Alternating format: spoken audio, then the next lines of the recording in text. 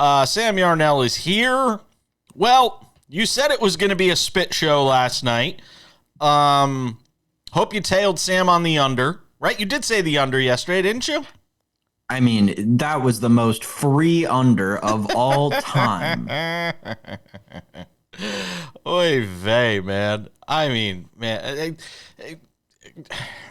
Geno Smith should file a lawsuit against the Las Vegas Raiders organization for malpractice, for elder abuse. I mean, anything you want to possibly throw out there. He should go and get one of the 7,000 attorneys that advertise here in Las Vegas, because every other ad is an ad for an attorney.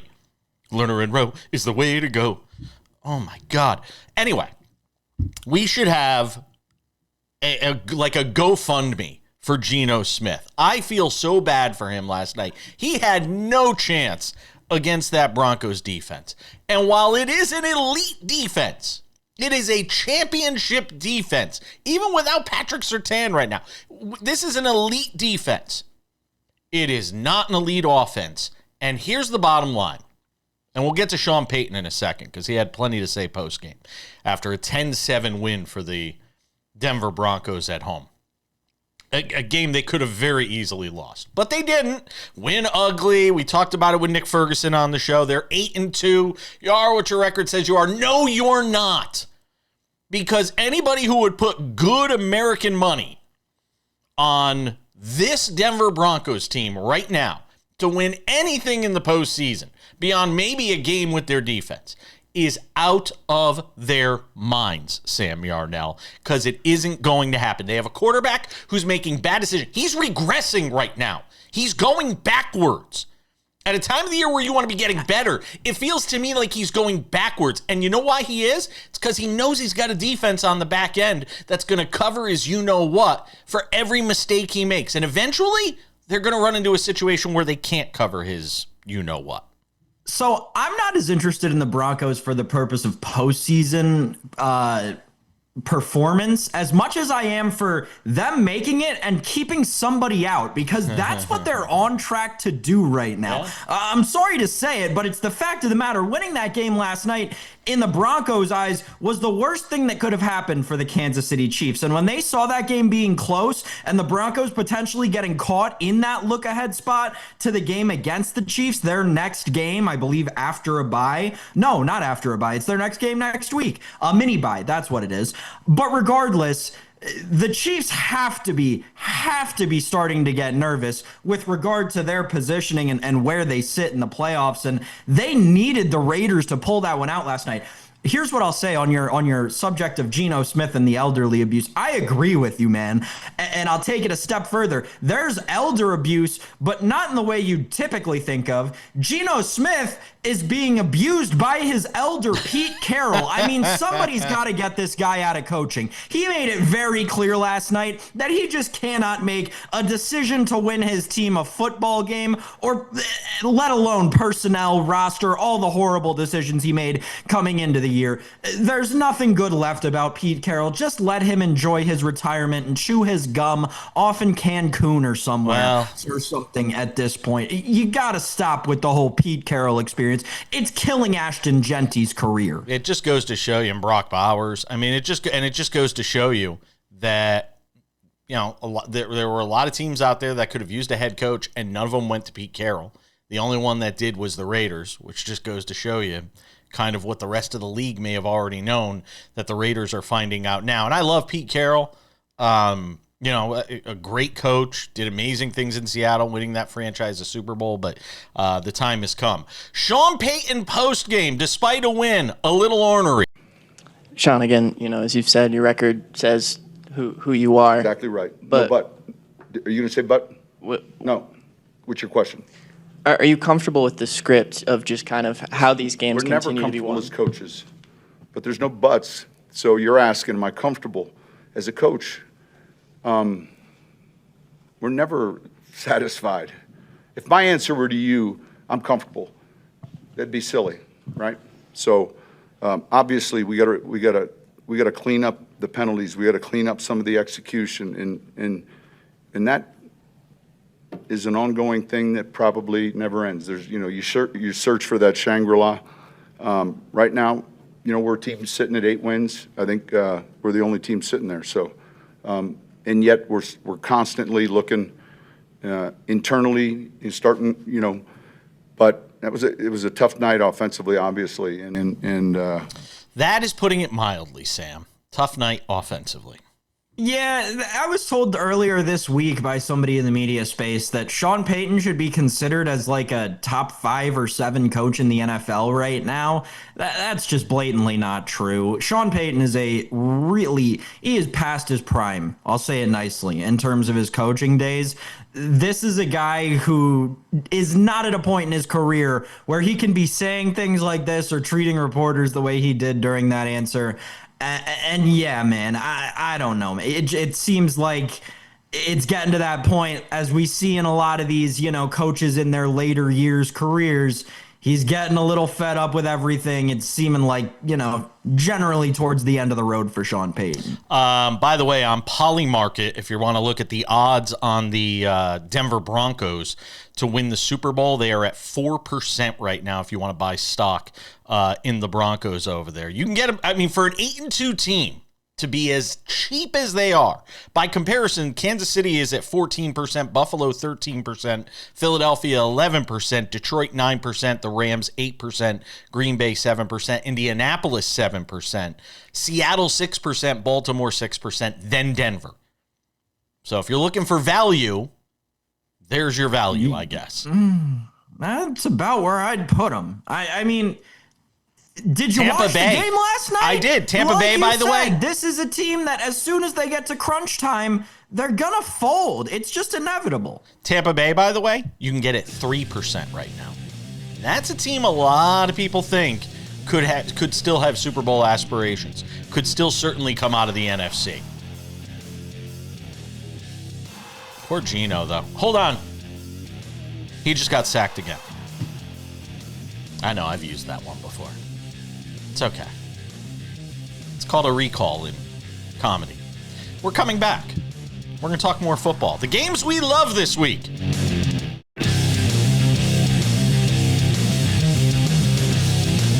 Welcome back to the shoe. We've got Robert Littal, Black Sports Online founder, coming up in 10 minutes. Talk about some of the top stories of the week and some, I will warn you in advance, some heavy stuff. Heavy stuff. One of the segments I want to focus on, and we haven't talked about it yet, is this Marshawn Kneeland story. Just awful. Guy scored a touchdown on Monday, his first NFL touchdown, and he's dead on Thursday. It's just takes his own life. It's awful. Talk about that. Antonio Brown finally about to pay the piper, it seems. And a story involving Delonte West. All of that I want to get to with Robert Littal. That's coming up in a few minutes. But Sam Yarnell, with you, I want to discuss the games we are most excited for this weekend in the NFL. And there are some good ones to talk about. It's not the show me weekend it was last weekend, but there are definitely some games of interest, starting with one of the teams we were just talking about in the last segment, a team that you can get at 3% over on Polymarket right now. Get them real cheap if you want. That being the Tampa Bay Buccaneers. You can buy yes on them winning the Super Bowl at 3.1 cents. They are at home to take on the New England Patriots, who have been one of the big surprises. The Patriots sitting there going, hi, we're 7-2. Tampa Bay, who hasn't been healthy all year, going, hi, we're 6-2. And the two of them will meet up this weekend. Sam, that to me is really the marquee matchup of this weekend. Yeah, it certainly will be a fun one. One of my picks later in the show will definitely come from this game. Certainly, there is an angle that I am looking to take on this game. But I'm excited for Rams-Niners out west. And I mean, this is the first and maybe only real test the Niners will have the rest of the season. This is one, Jason, where, not only do you have this beat-up Niners team that's just become a ragtag bunch of whoever they signed off of their couches and George Kittle, Mac Jones is playing like the game manager that Kyle Shanahan needs, like I've been talking about all season long, making that seat heat up just a little bit more for Brock Purdy with every win that he accrues. And hey, these are two teams with the same record right now. Doesn't matter how they got there, just matters that they got there. And I don't know, San Francisco at home, I'm not saying that they're going to win it outright, but it's going to be a tough one for the Rams. The rest of the way for the Niners, home at the Cardinals, home for the Panthers, who have been one of the surprises of the football season, then at the Browns, home for the Titans, but then they finish with the Colts, Bears, and Seahawks. It is not that easy a schedule for the Niners. It's not like this team is ticketed for 12 wins or something like that. They're gonna have to earn it coming down the stretch. I do still think they are a playoff team, but I am interested to see what they do at the quarterback position as we continue to sort of navigate these waters right now. With Brock Purdy being out and Mac Jones just sort of doing his thing. I'll throw another one out at you: Baltimore and Minnesota. And we haven't talked about it this week, Sam, but, and I expected maybe you to fall on your sword a little bit. J.J. McCarthy played pretty damn well in that game against the Lions last week. Going on the road and that Vikings team being able to do what it did a week ago. You're making faces, but they went into Detroit and beat a team that some people think could contend for a Super Bowl, Sam.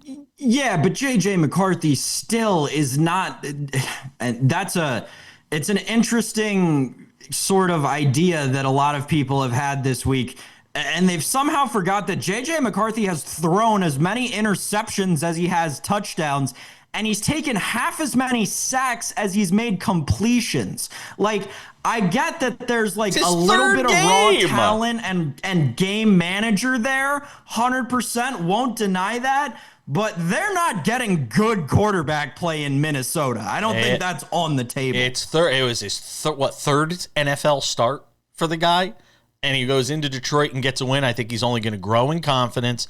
I'm telling you, I'm still buying on J.J. McCarthy right now. 3 total touchdowns in that game, 14 of 25 for 143. They didn't ask him to do too much. And here's the big thing about that win. They ran the football well.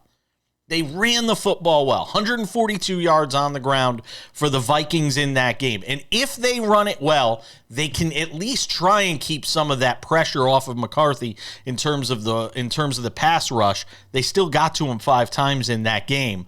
And he's going to have to get rid of the football a little bit quicker, but the Vikings it's still there for the Vikings at 4-4 right now. And as much as we talk about the AFC North, Sam, the NFC North is kind of a similar situation where I don't know if everybody's all in on Green Bay.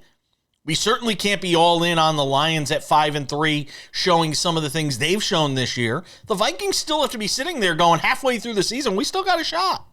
I think a lot of people, myself included, would tell you that the Vikings are pretty clearly and obviously the 4th best team in that division right now. Really? You take the Bears over the Vikings? 100%. They're getting better quarterback play. Their rushing offense is actually about as productive, and their defense is as good. So then it comes down to wide receivers and tight ends. And yeah, I guess I'd probably take the Bears at that point just because of the depth.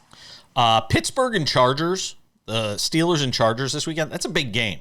And I'll tell you why. Because you don't know if either of those two teams are going to wind up being division winners or not. And, when you get down to tiebreakers as we get later into the season, these are two teams that could wind up with similar records. This is a big game on Sunday night between the Steelers and Chargers for that reason, Sam. And this is a Chargers team, Jason, that needs to win this game. If they don't win this game next week with a Kansas City win, LA's lost second place in that division and been knocked out of the playoffs. So this is not a must win, but I'd certainly say a can't lose, I guess, for the Los Angeles Chargers at home on Sunday night against Pittsburgh, who's flying across the country. The Chargers have to win that game on Sunday night. I don't want to say it's curtains on their season if they don't, but it's a very uphill battle if they don't, as opposed to a much flatter one if they win that game. One last one to throw in. We have been on Mike McDaniel fire watch basically the entire season, it feels like. And look, they didn't do it after the Thursday night game when they had all this extra time and the opportunity to let him go. So it makes you wonder if there's any desire to make a coaching change in season. But at home against Buffalo, in the 1 o'clock games on Sunday, if that thing is the disaster that it's shaping up to be, Sam Yarnell, you have to wonder if this is the last weekend for Mike McDaniel quickly. I don't know. No James Cook probably for the Bills. It doesn't matter. I could see the Dolphins covering. Ugh. What's the number? 9.5. If it were 10.5, I'd think about it. Robert Littal next.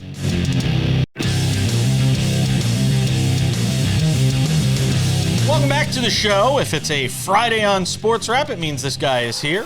The one and only Robert Littal, the founder of Black Sports Online. Hangs out with us every Friday. I'd put him on every day if I could afford him. The guy's fantastic. Great insights. I'm a call girl. High price. The money's on the nightstand.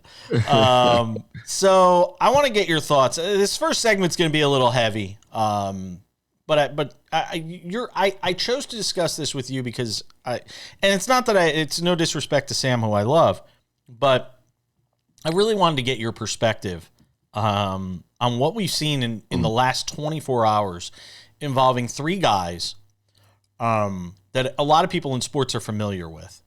Obviously, the Marshawn Kneeland story is a little different because of the nature of it, with him having taken his own life on Thursday or on Wednesday night. We learned about it on Thursday or Thursday morning, whatever it was.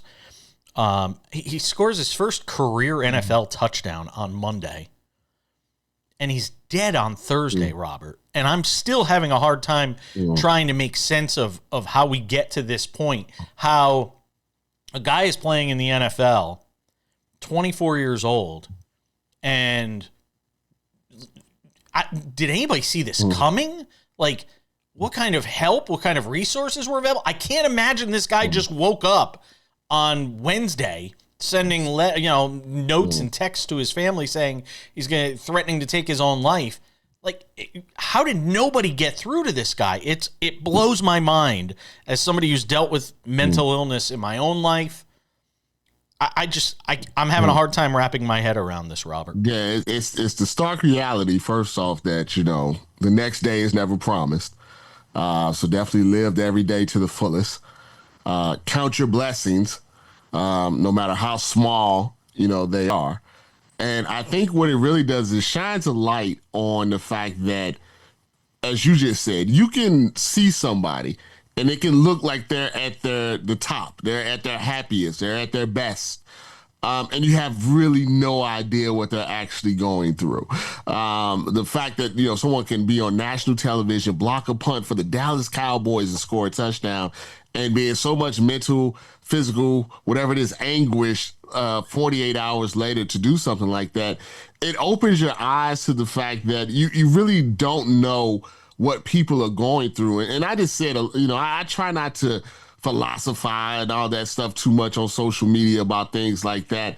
But I just say, something, this is probably a good example. We should be kinder to each other, because we really don't know what all of us are going through. And it doesn't matter how much money we have, how much fame we have, whatever we have going on in our life. Everybody's going through something, and we should be a little bit more understanding about it. So hopefully these type of things don't happen. Does it potentially bring CTE back into the spotlight as well? I mean, it's always something when you're thinking about, football. I did read that he had a history of mental, health issues, and sometimes sports and other things can mask what's really going on, behind the scenes. I don't like to jump, to that. It's really hard. And like you said, if you've known people and we both, I think everybody has gone through something where, at least for that brief moment, you wonder, would it be better, without me? It's hard, to get out of your head sometimes, and even to get into somebody else's head. Yeah, there is always going to be somebody out there that's willing to listen. Seek out help. I have had my own issues with mental health. I have seen. I've been in therapy. It works. I swore it off forever, and then I went, and it was something that helped save my life. turn to somebody and ask for help. There's no shame in doing so. One more on the mental health front, because I thought this guy was actually getting his life together. I guess he wasn't. Delonte West. Talk about another situation where a guy just it fell through the cracks, Robert, it seems. Nobody has been able to get through to this guy. Arrested again. He was found, unconscious in this case. He's had issues with alcoholism. And the NBA's tried. There have been various people around the NBA community who have tried to help this guy. And it's amazing he's still alive because it feels like he has a death wish at this point. I guess that's the difficult part. It's one thing when you feel like no one's out there to try to help you, and that can be a hopeless feeling that you don't feel like you have anybody. But there's, like you said, there's been multiple people with resources, like Mark Cuban, that has tried to give him opportunities. But there does come a point, and I think you talk to people, family members, friends, spouses, whatever it may be, where it's like I've given all that I can give, and they have to want to help themselves. I can't force anybody, when they're a grown man, grown woman, to stay here. I can't lock them up or anything like that. And that's really the sad thing, is that obviously all he has to do is reach out and someone would be there, but he just doesn't. And it just becomes a point of not necessarily not caring anymore. It's like you just kind of throw up your hands, because what can you do when someone doesn't want to help themselves? And then there is the last one. And this one is mental health issues of a whole different nature, and that is Antonio Brown. The police came calling even in Dubai and got to him. The former NFL wide receiver arrested on attempted murder charge. This goes back to an incident in May after a celebrity boxing event in Miami. Brown is 37 years old. He was one of the most talented receivers in the game. And now you're talking about a guy that has evaded authorities and evaded this kind of situation for a while. And it feels like this might be the time where the law finally catches up to him. Yeah, I don't know if you've ever been driving and actually seen an accident getting ready to happen. You're far enough behind where it doesn't affect you, but I can see this is happening. I mean, I think with Antonio Brown, we've all been watching and just waiting when the full crash was going to happen. I mean, it's because at a time he was the best wide receiver in the NFL, bar none to me. And, when he didn't work out with Tom Brady, and Tom Brady loved him some Antonio Brown, you just kind of had a feeling that, the outcome was either going to be something maybe even more serious than this or what we're at, right now. There is some question of, did he actually do what they said that he did? But once again, it's when you have everything and everything is just on the platter for you and you just screw it up. I think, at least for me, it's like, let me count my blessings. Because, some people can have the world and still not be enough. The only guy that ever got through to him was Mike Tomlin. That was the only guy that ever got through to him. We're coming back. More with Robert Littal on the other side.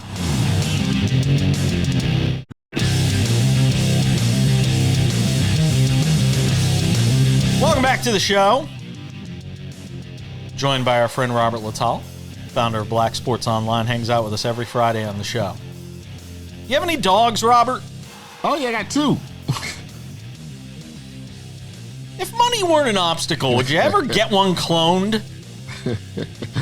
No, I'm not cloned my dog.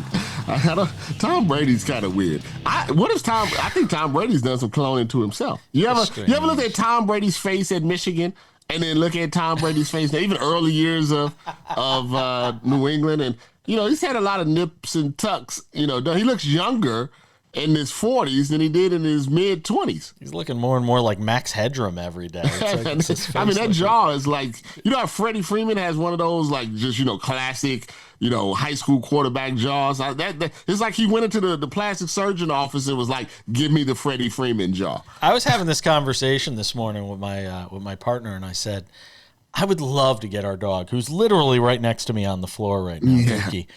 I would love to get him cloned. I would love to get him cloned. I think it'd be the coolest thing in the world to get the dog cloned. But I'm gonna tell you something. It takes something. Like, you've got to get to a place mentally. You've got to get to a place mentally. In about 30 years, it's gonna be like the Terminator here. Skynet is gonna be AI is gonna take over. We're gonna have clone dogs. Now, the only thing I can think is maybe they can clone me, because I would like to stay around for longer. I feel like I got more to give. So, if we can put me in the cryogenic like Walt Disney and Ted Williams. Just freeze me for about 100 years. I come back, I still be good. I don't know, man. It's kind of it's kind of crazy though. I saw this story this week, and I don't know why you were the first person I thought of, and I said I'm not going to talk about this story all week because I just want to see the look on Robert Little's face when I talk about cloning dogs. Some people have too much money.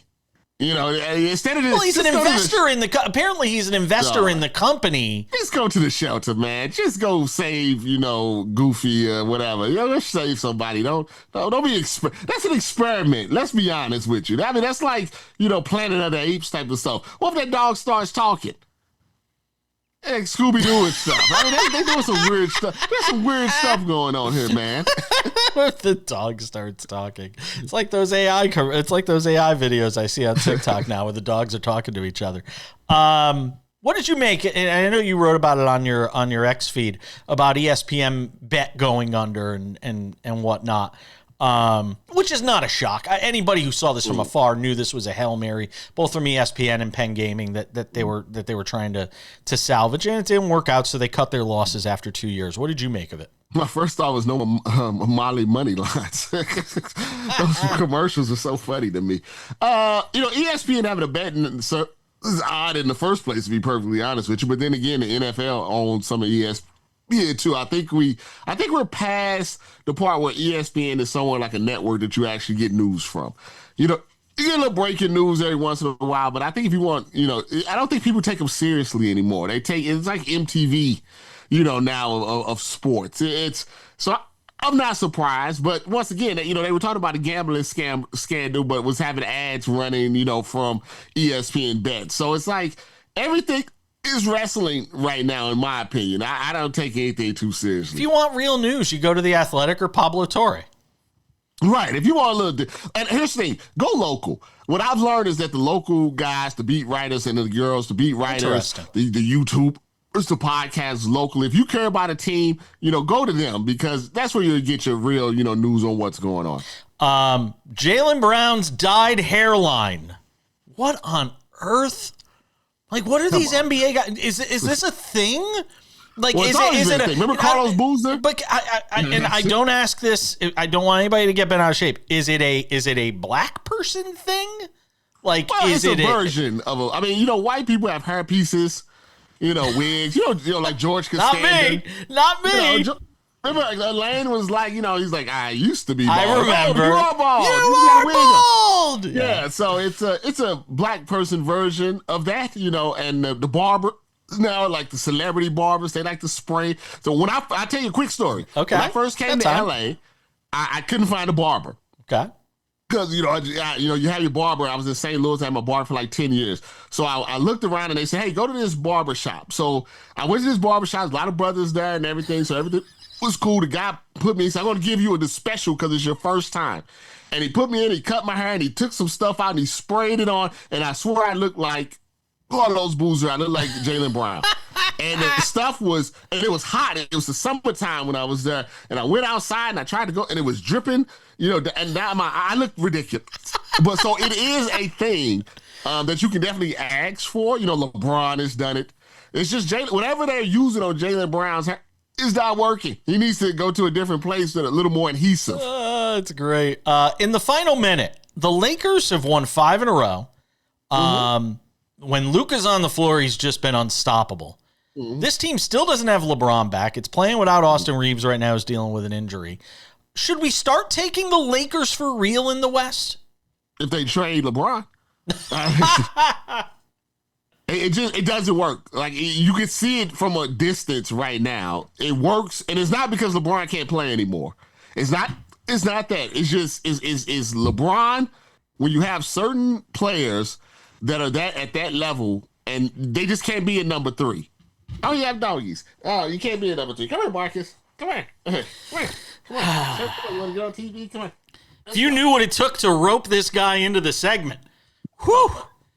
I'll stop it. This is Dookie. For everybody, you are making his nationally syndicated TV debut. Oh, my goodness. Yours is so cute. Hey, Marcus, the handsome is the dog. You He good likes boy. the camera. Oh, my God. Who's a good boy? There you go. Don't kiss you. There you go. Kiss you. There you go. There you go. Say He likes dogs the on camera. Friday. There's nothing in this world can make people happier than dogs. Oh, look at that. Right. Robert Okay. Littal, the founder of Black Sports Online. All right. Hey, have a great weekend, and with that dog, you certainly will. Yeah, all right. Say bye, Marcus. That's Marcus Mariota right here. We're coming.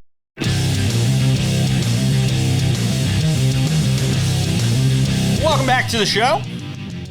We'll wrap it up with Page versus the Prince in 10 minutes. Something happened last week in Page versus the Prince. Something very rare took place last week. And we'll tell you about that coming up in 10 minutes. Some great games on the schedule this weekend, and we'll get into a few of those, see what Sam has to say. He's having a pretty good season in our picks segment. Me, pretty mediocre, quite honestly. Not really proud of what I've done in that regard. All right, let's talk some baseball here before we get to Page versus the Prince. And we talked about Don Mattingly yesterday on the show. Little did we know that literally right after we finished talking to David Aardsma, former big league reliever, former closer who hangs out with us on Thursdays, little did we know that Don Mattingly would walk away from the Toronto Blue Jays, parting ways with that organization after serving as bench coach for John Schneider. And I mean, you sort of look at, where his career is right now, and you match it up with the jobs that are open around baseball. In this case now, the job that is open. Because right after Mattingly made that decision, the Padres, and maybe he was angling for that job. I don't know. Probably not, because he had to have kind of known where things were in the interview process. But Don Mattingly, who's up for the Hall of Fame on the contemporary era ballot, now only has one option if he wants to be a manager in Major League Baseball next year.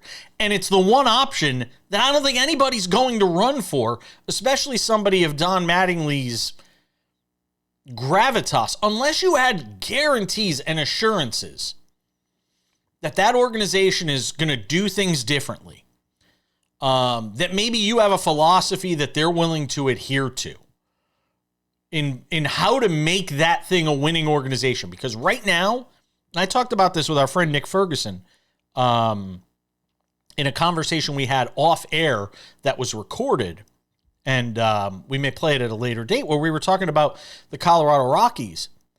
And that's a franchise that's become content with selling tickets, not based on how good their team is, but selling tickets based on how good other teams are that they're playing against. Don't come and watch us. Come see our beautiful ballpark, Coors Field, and come see Shohei Ohtani. Come see Mike Trout. Come see Aaron Judge. Come see Ronald Acuna Jr. Mookie Betts. Pick your stars. Fernando Tatis. And again, in the AL West, there's a lot of talent out there, so you're going to get to see those teams plenty. And there have been franchises throughout the history of sports who have done this. When the Whalers were at their worst in Hartford, I know this from experience, they would sell tickets based on, come see Mario Lemieux. Come see Wayne Gretzky. Come see Mark Messier. Come see Luc Robitaille. Come see, Chris Chelios. Name your NHL star. Come see them play against the Hartford Whalers. The Brooklyn Nets, formerly the New Jersey Nets, used to do something very similar. Don't come watch us. We suck.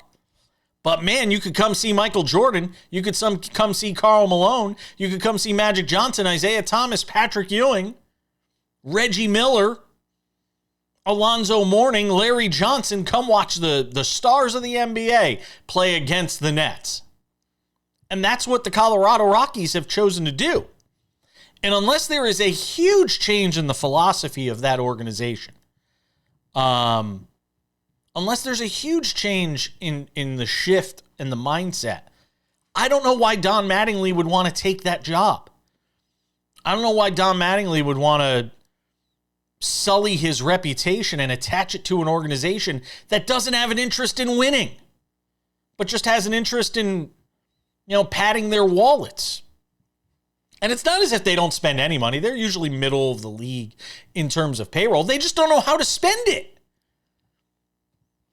So the news that the organization has made the decision to hire Paul D. Podesta to run their baseball operations department is an interesting one. Maybe it's an encouraging one. Anything would be encouraging after 119 losses. But we're talking about a football guy where he spent the past 10 years, basically, as their chief strategy officer. And look, he was a big part of all the Moneyball stuff and just a bizarre situation. I don't know what the Rockies are doing. Maybe they throw the bag at Mattingly. And perhaps they could start to get this thing going in the right direction. They have a couple of pieces there. Ezekiel Tovar is a nice player. Get him healthy, get him back on the field in 2026. He certainly had a great rookie campaign last year. He was banged up.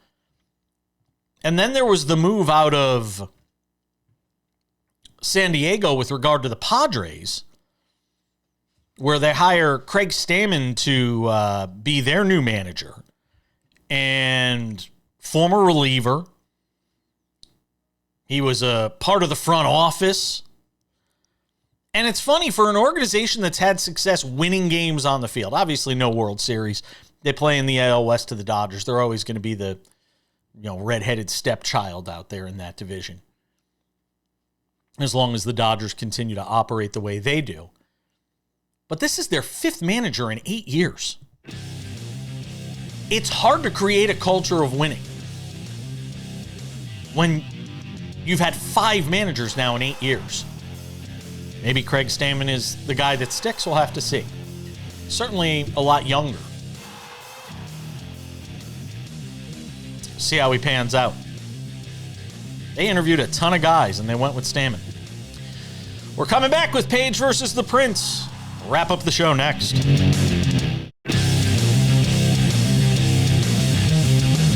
All right, just about time to put the wraps on this baby for a Friday. Don't forget, SportsWrap Weekends, available on many of these same affiliates. If not, check your local listing for time and schedule. 30 minutes of everything we did on the show this week. SportsWrap with Jason Page, the podcast. If you have not subscribed yet, make sure to do so. The SportsWrap with Jason Page podcast is available on all your favorite podcasting platforms: Spotify, Apple Podcasts, YouTube Podcasts, iHeartRadio, TuneIn, Odyssey, Amazon. Anywhere you get a podcast, you can listen to this show Monday through Friday, 45 minutes, crystal clear audio, except when we're talking over each other, and then it's not so crystal clear. Go and check it out. Good to listen to in the car, way to work, on the treadmill. The show works well as a podcast, I have to say. The Sports Wrap with Jason Page YouTube channel is the place to go for everything Sports Wrap. The show is there Monday through Friday. Pro tip, it's there before it's anywhere else, even on television. You can also catch Sports Wrap Shorts. Took a little bit of a lighter load on that the last couple of days because it was I was putting up so many of them. So the last couple of days we did a couple less than we normally do. But Sports Wrap Shorts, especially on the weekends, we are loaded up on our YouTube channel. Also on Instagram, Sports Wrap Jason Page. On TikTok, Sports Wrap Jason Page. Sports Wrap Shorts are there as well. And without any further delay on this Friday edition of the show, one of my favorite things we do every week. It's Friday, and that means it's time for the weekly face-off for sports betting bragging rights. It's Page versus the Prince on the Sports Wrap. Cue up the band, Sam Yarnell. Thank you, Chad Erickson. So Sam Yarnell last week, 2-2. He is 22-14 for the year. I'm staring at the bag of shame in the corner of the studio. I went 0-4 for the first time this season. Now, if I put the bag on when I was 1-3, I probably should have the bag on when I go 0-4. I just can't bring myself to do it to myself again. I went 0-4 last week. I don't know. I mean, you could throw darts at a board and get a game right.